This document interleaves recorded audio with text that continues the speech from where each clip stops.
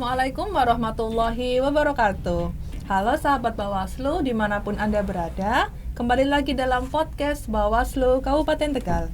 Bersama saya Rizka Fitriani yang akan memandu jalannya podcast pada hari ini.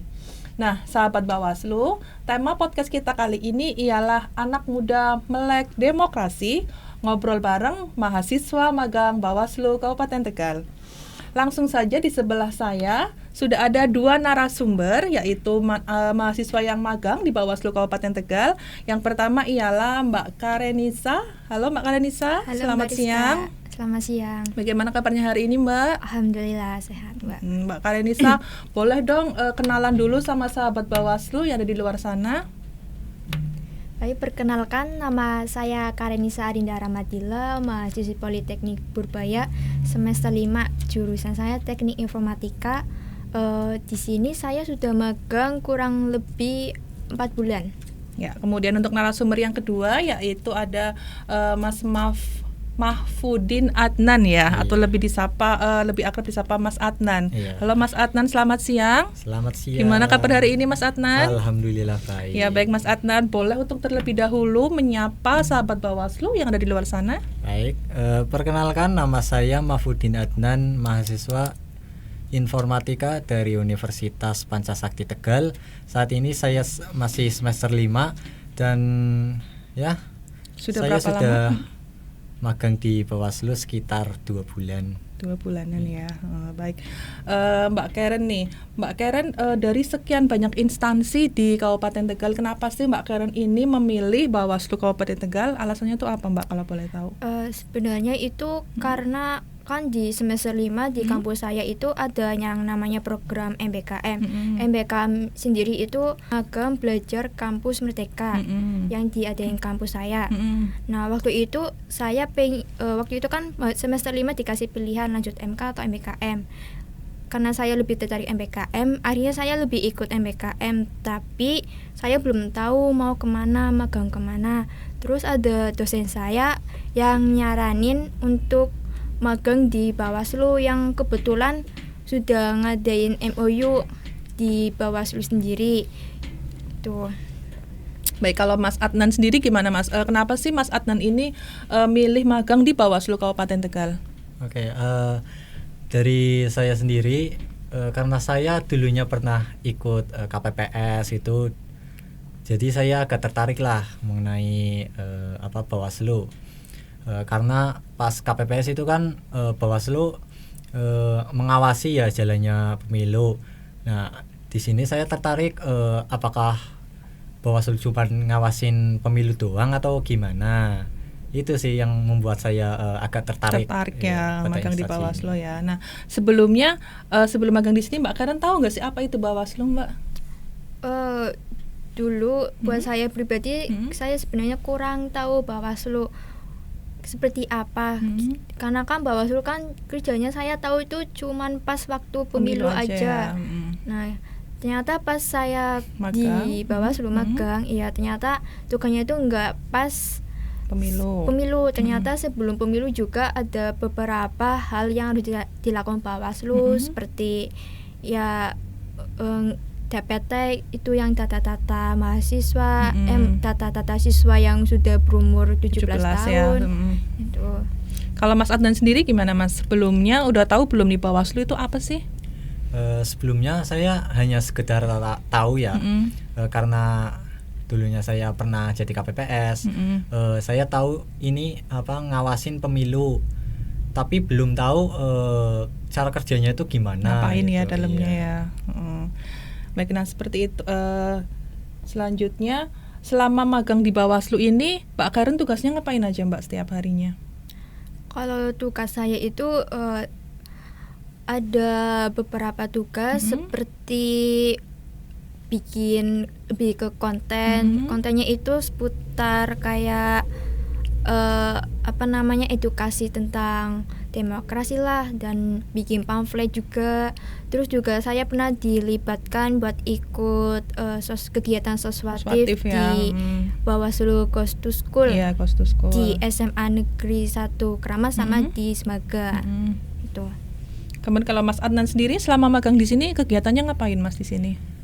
Kalau saya sendiri itu rata-rata seperti desain pamflet, terus editing video, terus ya mengikutilah kalau ada pembuatan konten gitu. Biasanya itu membuat konten video gitu loh. Oh ya, kayak kemarin itu ya, kemarin Iya. membuat konten. Bisa ceritakan nggak Mas, kemarin tuh bikin konten apa sih di Bawaslu? Pas itu konten itu temanya itu drama Cina gitu. Oh iya, drama Cina. Dengan berbumbu ya money politik gitulah. Bisa diceritakan sedikit Mas, konten itu menceritakan gimana? Berarti kayak ada seorang yang mau nyoblos Mau nyalon gitu ya. mau nyalon, terus membayar orang lah untuk mendukung. Ya habis itu kita sebagai masyarakat itu harus melaporkannya jika melihat Adanya politik pelanggaran uang ya. Nah pas itu juga kita melaporlah ke Bawaslu itu. Nah ini kan magangnya jenengan udah 4 bulan ya, sekitar 4 bulan ya. Nah apa sih hal yang paling berkesan atau yang menantang di Bawaslu? Hal yang berkesan buat saya di Bawaslu itu terkait kerjanya. Ya. Yang pertama karena saya di kampus itu setiap mahasiswa magang disuruh ngadain project. Jadi yang pertama itu projectnya. Terus yang kedua ada beberapa kegiatan yang menurut saya menantang, seperti kegiatan soswatif Ghost to School yang waktu itu Bawaslu pernah ngadain. Dah. Gitu aja ya. Kalau Mas Adnan sendiri gimana Mas? Kalau saya paling pada saat pembuatan video ya, karena saya orangnya agak kaku di depan kamera, jadi ya saya kaget lah gitu.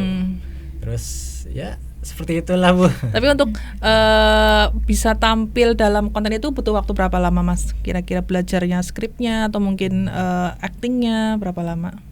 Apa langsung otodidak langsung ini saya bisa nih gitu? Berarti ya saya kan sebelum jauh-jauh hari kan sudah diinformasikan. Nah terus saya memantapkan diri saya sendiri lah. Ya. Ya. Mental saya mau acting nih. Biar nggak grogi pas di sana. Nah pas di sana juga kadang ada membuat kesalahan lah gitu. Tapi tag-nya sekali atau berulang-ulang ya, gitu gimana Mas? Berulang-ulang. Berulang-ulang ya. Sampai pas lah gitu. Sampai kayak belajar jadi artis ya Mas ya. Iya. Nah dalam program magang ini ada nggak proyek yang atau tugas yang ditugaskan dari kampus sendiri Mbak? Untuk saya ada, karena memang di kampus saya itu yang MBKM atau magang ini diwajibkan untuk membuat proyek di instansi yang mereka magangkan. Misalnya saya di sini itu membuat sebuah proyeknya itu dimana tentang untuk pendaftaran panwas kecamatan, intinya panwas badan Desa, ad hoc ya, badan ad hoc, desa dan PTPS. Gambaran sendiri itu jadinya nanti panwas si pendaftar ini bisa mendaftarkan diri secara online di website yang teman-teman kerjakan. Berarti nggak usah datang ke sini ya, udah bisa online sendiri ya Mbak? Iya, insya Allah bisa. Ya, nah kira-kira menurut Mbak Karen ini manfaat dari proyeknya itu apa sih Mbak? Untuk manfaat ya dari saya sendiri dulu ya, mungkin bisa melatih tanggung jawab saya sendiri di sini.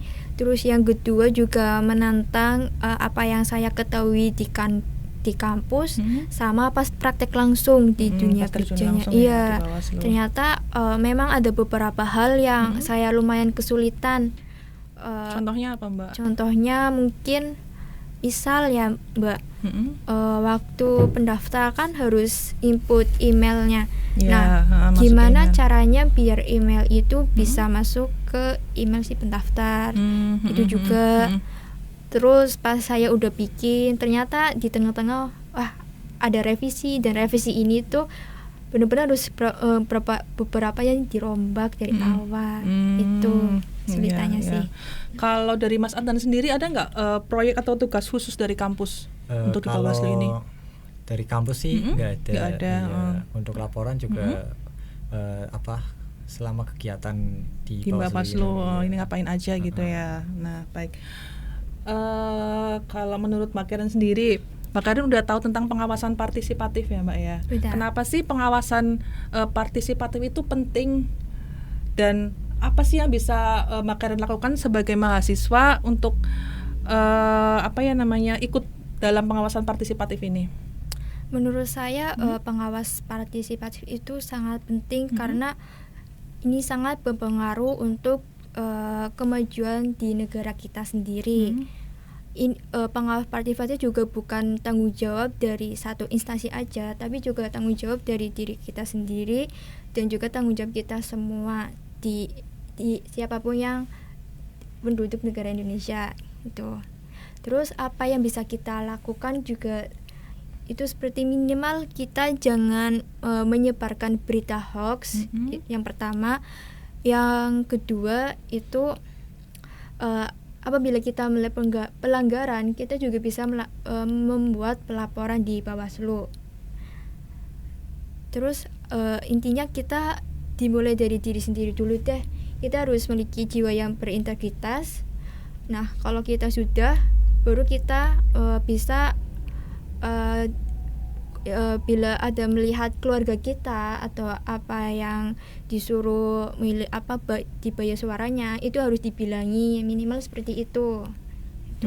Nah, kalau Mas Adnan sendiri gimana Mas?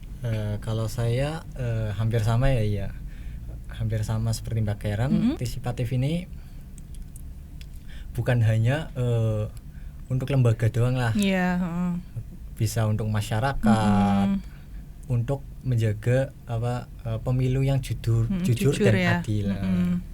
Nah, ini kan Mbak Karen sudah magang di sini 4 bulan ya, kemudian Mas Adnan juga udah magang di sini 2 bulan. Apa sih suka dan dukanya magang di Bawaslu ini? Apa lebih banyak sukanya, apa lebih banyak dukanya, atau gimana Mbak? Kalau saya sih lebih banyak sukanya ya, karena kan Bawaslu juga setiap hari nggak cuma kerja kayak di Jumat, itu ada Jumat Sehat, Jumat Brilian atau Jumat Sehati. Itu bagi saya yang emang jarang keluar rumah ya, apalagi jarang ke tempat-tempat yang rame lah, itu menurut saya lumayan seru. Nah, apalagi bisa olahraga bareng sama teman-teman staff juga. Terus untuk dukanya mungkin lebih ke pas waktu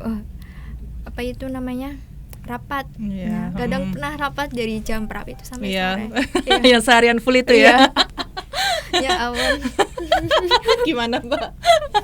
Ngantuk Mbak. Ngantuk. Tapi tahu nggak maksudnya rapat itu apa? Mudeng nggak yang dibahas dalam rapat itu? Jujur enggak. Masih kurang ya. Ya namanya juga masih baru. Tapi sedikit-sedikit lumayan paham. Tahu ya. Iya. Nah, kalau Mas Adnan sendiri apa nih Mas, suka dan dukanya magang di Bawaslu? Kalau saya sukanya itu kegiatannya itu banyak gitu loh. Berarti kayak seperti mini soccer yang diadain gitu. Terus ya hampir sama lah kayak Mbak Karen gitu, mengenai Jumat Sehati gitu. Coba berlian itu. Coba berlian. Itu kan badan kita jadi gerak gitu loh, berolahraga. Seneng jadinya ya. Iya. Tapi kalau pas rapat-rapat itu tahu nggak yang di Bawaslu? Kalau itu saya agak bingung ya. Ini apa gitu ya. Nah, Mas Andi dan Mbak Karen ini sebagai closing statement, apa sih pesan atau mungkin ajakan bagi pemilih pemula agar tidak apatis dan ikut mengawasi pemilu? Silahkan Mbak. Kalau pesan saya sih, kita sebagai pemilih muda atau generasi muda ini, yang pertama jangan apatis. Kita harus tahu atau mengelola mana yang baik, mana yang benar untuk kemajuan dari negara kita sendiri. Jadi apapun setiap pelanggaran pemilu yang kita lihat, kita harus berani untuk melaporkan di Bawaslu. Seperti itu. Iya. Nah, kalau Mas Adnan sendiri gimana? Ada nggak nih pesan dan kesan bagi sahabat Bawaslu setelah Mas Adnan magang di Bawaslu Kabupaten Tegal itu apa? Silahkan. Mungkin dari saya ya, kita itu jangan apatis, karena ini negara demokrasi gitu. Suara rakyat itu penting ya Penting, Mas ya. iya. Harus ikut ini Harus ya. ikut dalam pemilihan, terus jangan termakan hoax lah. Ya, itu penting ya. Nah, Mbak Karen dan Mas Adnan, sepertinya waktu kita sudah habis nih. Ya, sekali lagi terima kasih ya sudah datang di podcast Bawaslu Kabupaten Tegal. Terima kasih juga sudah magang di sini. Ya Mbak, terima kasih Iya, juga yang sudah dikasih kesempatan. Nah, sahabat Bawaslu, demikianlah podcast kita pada hari ini. Mohon maaf apabila banyak salah-salah kata. Akhir kata, wassalamualaikum warahmatullahi wabarakatuh.